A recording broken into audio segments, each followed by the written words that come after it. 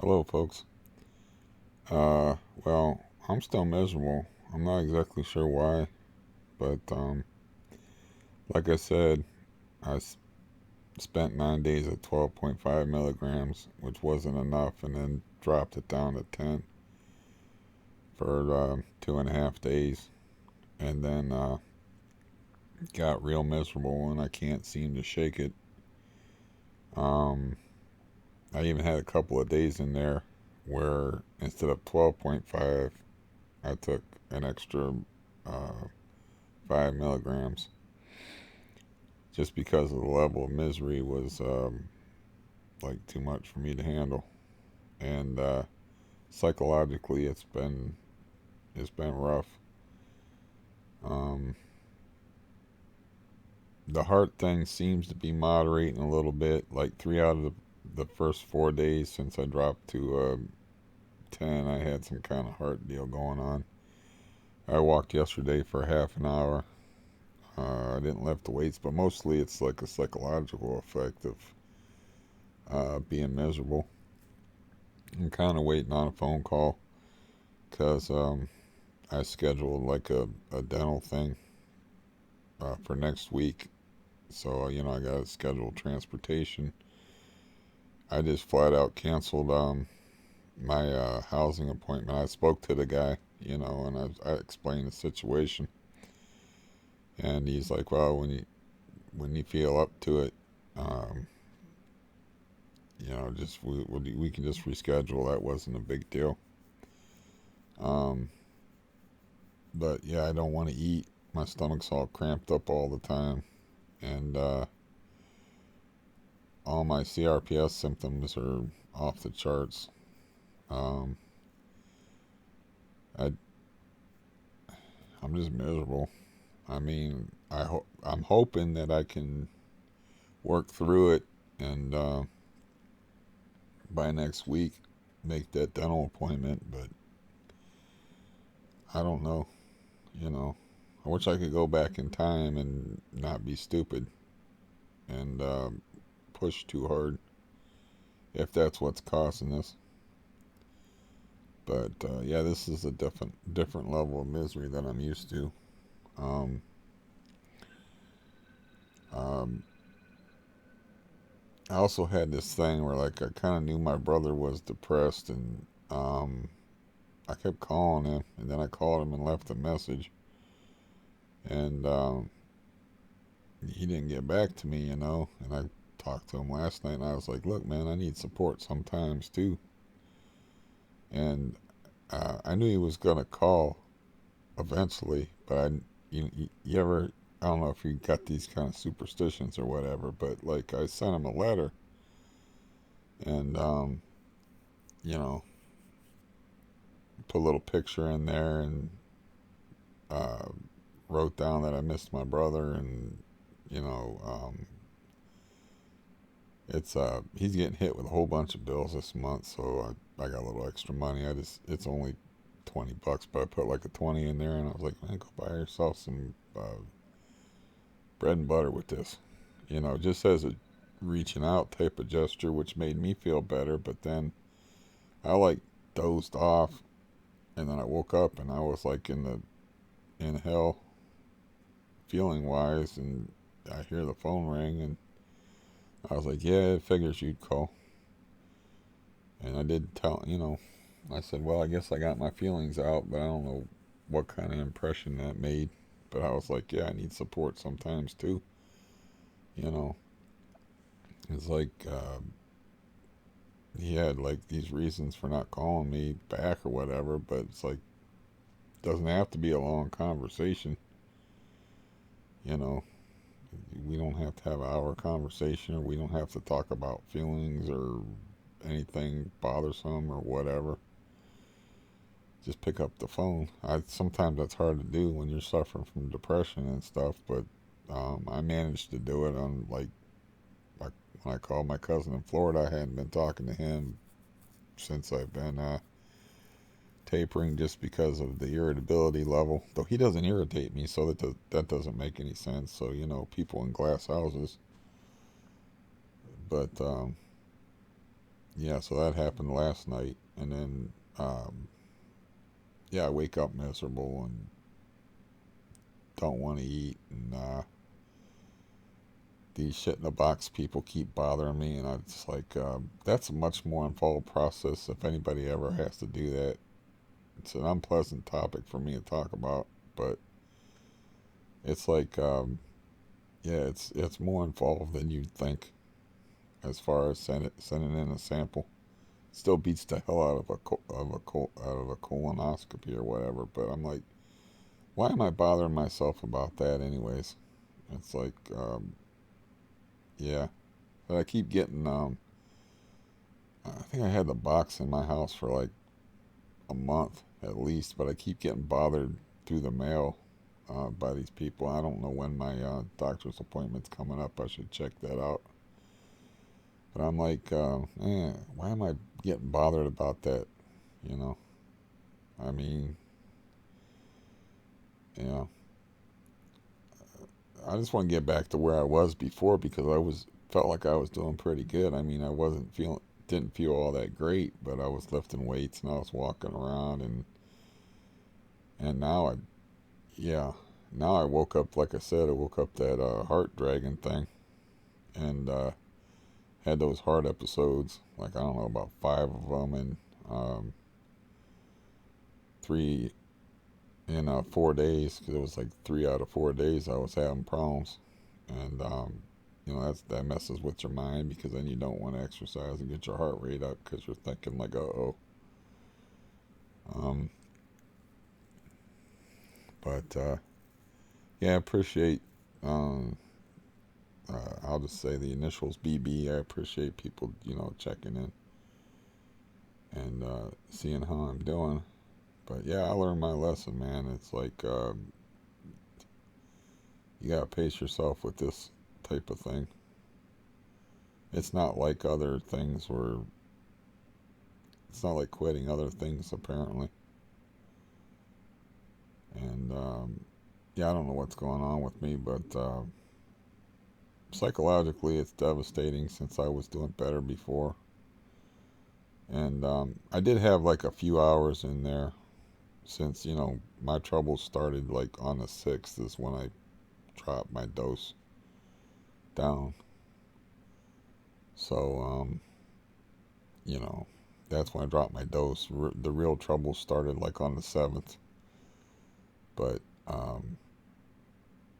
anyways, I had a few hours in there where I didn't feel too bad. So um, but yeah, I'm not doing that no more. You know, um, it's rendered me kind of like dysfunctional to the point where like oh I gotta let the cat in and feed it him. I let the cat in and feed him. My cat I called Darkness after the Charlie Murphy, Dave Chappelle skit, Rick James. Um, we had a bunch of snow here. You know, I was hearing it last night and it sounded more like rain than snow. It'll melt away, but there was like pretty heavy snowfall last night. Um, not that that matters to me all that much. But yeah, this sucks. Uh, I don't know. I just thought I'd give you a brief update on it. I mean, I don't even know if like my information or my experience helps other people as far as like to know what to do because I got CRPS and a heart condition, so I got other things going on. Um, and yeah, it's really frustrating to me is when I start thinking about like I've been around like chemically addictive substances like all my life and was like I'm talking like you know crack, meth, opiates, all that stuff, and it's like just because I didn't know about this whole benzo deal, I end up getting in this mess which I've avoided my whole damn life when I'm facing old age. So that's, I don't like to think about that. It's like, when's, you know how they have those like PSA commercials where like they warn you about this and they warn you about that. It's like, where's the Benzo one? I mean, I don't watch TV. Do they have a Benzo one? That's what I want to know. They should have a PSA warning on TV, like the dumb ones they have, like uh, they put out by the NFL after like the Ray Rice incident, and like spousal abuse is bad. It's bad to hit women and stuff like that. Like where's the Benzo one? That's what I want to know. Where's the one that's warning you about like I remember like being in the hospital and people laughing at me because I would just say, "Is it time for my drugs yet?" Because drugs was drugs to me always. And they were like, "You mean your medications?" And I'm like, "You can call them whatever you want to call them, but because drugs back then was like illegal stuff, and medications was the good stuff. That's the stuff that was good for you. Like Valium and Xanax, and the first one they put me on was the first one I tried was Halcyon, which I've told that story on here before. They just like didn't even tell me anything about it, and I just wonder if they're, I'm just asking if anybody knows that. Is there a PSA commercial that's saying like some prescription drugs can have like long-term devastating effects if used improperly? You know, they probably have them for opiates. I mean, they have like a opiate crisis in this part of the country. They have billboards up, that say so many deaths attributed to opiates. I was like, I would much rather be addicted to opiates than this stuff, because you know, this stuff is the worst as far as how long it takes, and what it does to you psychologically. And but where's the benzo billboards? Where's the PSA billboards or the PSA warnings about this stuff? I don't have any clue.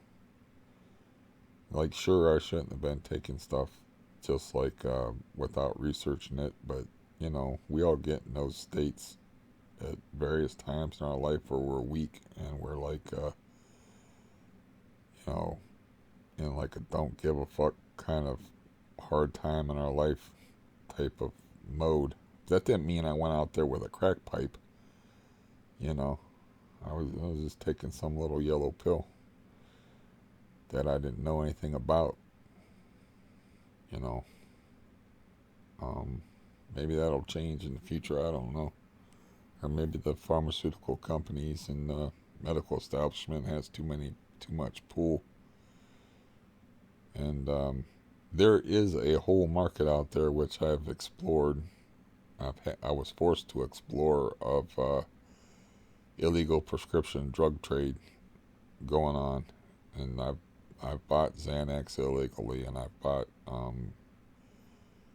Valium illegally, uh, just because I was forced to, because the doctors are minimize the suffering associated with it. But anyways, that phone's gonna probably ring pretty soon in a really obnoxious fashion, so I thought I'd just pop in here briefly.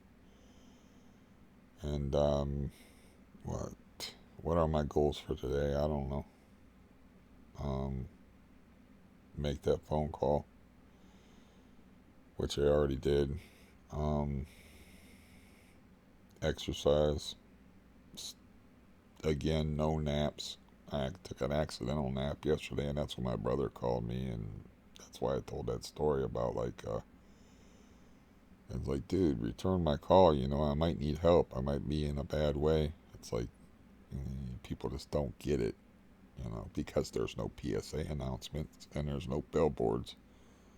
You know, I don't know. Or people do get selfish when they get depressed. That's a common thing. Um, you get to the woe is me. I've done it myself. So you get to the woe is me thing and to the exclusion of other people. Uh, but yeah, this is really hard. This setback is it's really hard. Um, because I was doing, that's why I got cocky, is I was doing pretty good. And even though I didn't feel all that great at 12.5, I'm like, well, what's the difference? 12.5, 10 milligrams. And, I want to be off of this stuff. And then, as I've said, I've heard people that say, like, well, once you get off of it, then that's um, when it really gets tough. I'm like, well, if it's going to get any tougher than this, I'd rather, like, soonest begun, soonest done. I'd rather get started on whatever's going to be tough, you know. Um, then there's being trapped inside all the time, and the lack of social interaction and stuff, and then the lack of support, and all of it kind of like piles on top of you. Like when you're a kid playing football, and you get tackled, and everybody just jumps on you. It's like a pile-on effect, and you feel like you can't breathe. But my anxiety level's been high, and my pulse rate's been high, and yeah, I was doing good though, man. I mean, I try to. I'm still trying. I mean, I'm making this appointment in hopes that in a week I'll feel like, you know, I feel able to go to the dentist. And once the snow melts off, I'm going to start going outside, force myself at least to breathe different air. Because I haven't showed you. Well, I tacked that video on the end of me walking. Me walking is not a pretty sight, but I can show you like my living room area, um, which is a video I made that I scrapped because it didn't come out too good. And I don't know how it'll match up with the volume on this microphone, but I'm walking with a cane now, which means I can walk outside. I can get outside, and maybe that'll help with the stress. And today it's maybe pay attention to the hygiene, maybe get a shave, get a nice shower, change the bed sheets, and you know, you have to fight through it. It's very hard to do alone. And the bootstrapping thing, it's brutal with benzos. You kind of need help. That's why it's like I didn't. That's why I said that to my brother yesterday. It's like I need support too. I mean, um, yeah.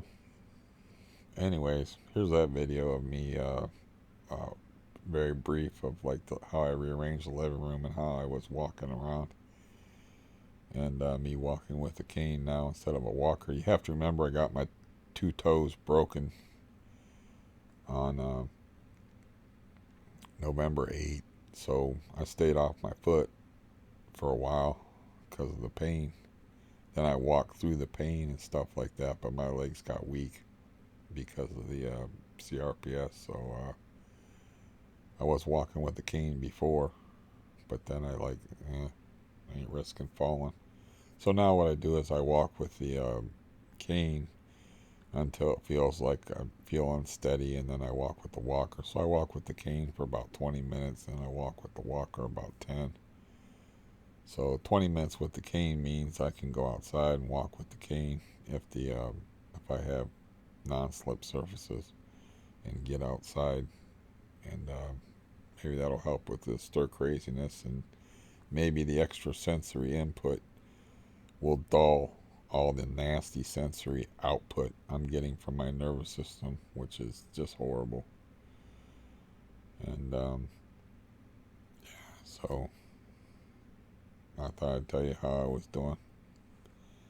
And yeah, I I had 2 days like where I took 15 milligrams just because I couldn't deal with the misery at 12.5. I'm like, what the fuck happened? You know, and the heart thing is starting to moderate a little bit at least.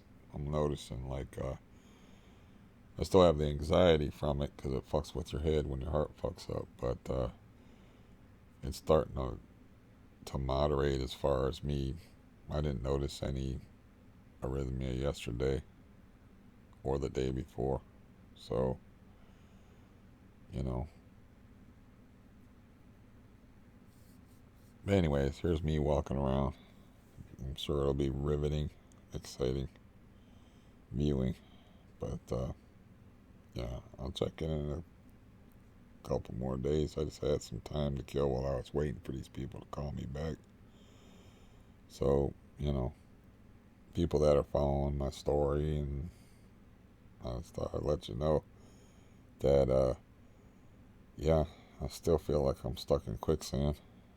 And I want my PSA announcement, though, man. I want to see, you can let me know if they have those, but they should have those PSA warnings about this stuff because you got to understand, and I'm sure many of you already do, but, and that's not a good phrase, but understand I've been through spinal surgeries. I have metal rods put in my back. I've had halo traction. I've had screws driven in my head.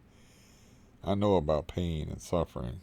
This shit is right there with it.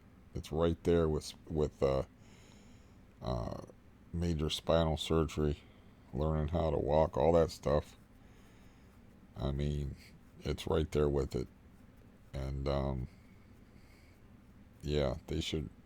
I talk to people all the time about this stuff. You know, I don't know what kind of impression I make, but if I had enough money, I would do a Ross Perot and do my own commercial. This is your brain. Have a picture of me. This is you off of benzos. This is your brain off benzos. Oh, this is what it does to people. Anyways, here's that video. Best wishes as always, and hope you're doing better than me. I'll see you in a couple of days. Hello, this is going to be a little different. I'm just going to show you how I cleared out the living room. And you can probably see the couch standing up on end that I was talking about moving. I'm going to walk around a little bit. And yeah, I'm sure it'll be riveting.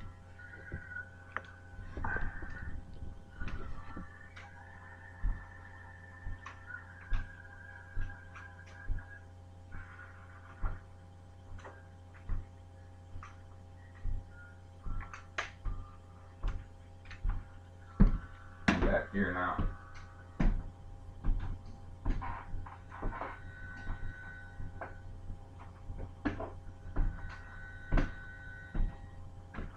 Now I'm coming back.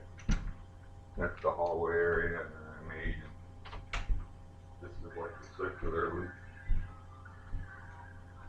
that I created in order to try to improve my situation. It seems very hopeless to me right now. Music in the background is just to help me keep track of time. Anyways, I'll stay in this area for the moment. Not much of an improvement, but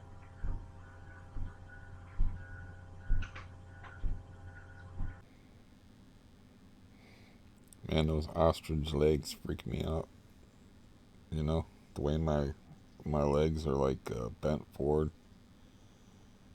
And I look at that and I'm like, man, I don't know if I'm ever going to be able to walk right again. You know, you can see like on my left leg, there's just bone from the knee down. And I'm walking with a cane, like I said, which is an improvement. But yeah, it's hard for me to look at. I just cut it short. But yeah. And yeah, that's pretty much how I live my life, is in shorts because of the CRPS, the autonomic disease that makes me not want to have anything, not even a stiff breeze, touch my stomach. So, yeah, um, I just feel pitiful after looking at that. Yeah, emotions is kind of raw, but I wasn't planning on popping back on here. I just, yeah, I just don't like looking at that. That's tough for me to look at. You can see my right leg is wrapped up with a black ace bandage, real tight. Um, Keep the swelling out of it. That's the one that's got the Baker cyst and had the blood clot, and I had the procedure done on and all that. It's just a lot of stuff, you know. I don't, I don't ask for much, just an acceptable level of misery, you know. And I'm a pretty happy camper. Um, but yeah, it just it's rough. And then you got like people not returning their phone calls. It's like, you ever think that maybe I need a little help? You know, like I need like a little reassurance, and it's just a phone call. You know, and it's one thing if like you're calling like a casual acquaintance, but it's another thing if it's like you're calling somebody that you support, and then you start getting those resentful feelings. And yeah, and it's like why I made those moves where I was like, you know what, just we're done with the people that I moved into this city for. It's like, you know, we're done. This is a one-way street going on here, and uh, yeah, it's like if you really, this is not. I'm not talking about like that thing. Like I didn't make that clear. It's like I had that clip to the mailbox ready to be mailed, you know, and then after a few days, my phone call gets returned, and I told the individual, look, man, I'm not going to be a dick like and pull that envelope off of there, but I have had a feeling like you'd call me after I took the trouble to send you a picture and say that I miss you and put $20 in the envelope because I know like you're having a rough time. So like I'm still gonna mail that, but I'm not gonna be a dick and like pull it off of the mailbox and not tell you about it. I said just be on the lookout for it. I thought it'd be a nice gesture, a nice pick me up because I figured you was depressed. Where's my caretaker, man? Where's the the people that send me stuff? Where's the people that are looking out and asking me how I'm doing, or giving me random phone calls, or trying to reach out to me? You know, that's why I'm on here. I at least can get a kind word occasionally on here. Uh, I know it's not what that sounds like, but it is a rough go. Um, to not only be by yourself, but to be afraid of like loved ones and how they're gonna treat you. But you kind of knowing like you're kind of like on your own. I mean, I do have that government help that other people can get, which is I don't take that for granted. Like my transportation people called while I was splicing those videos together, and then I have aid workers come here, but I play, as you can see from the way I walk, pay a pretty healthy price. What with the shirtlessness and the way I walk, and you know, I pay a pretty healthy price for those privileges.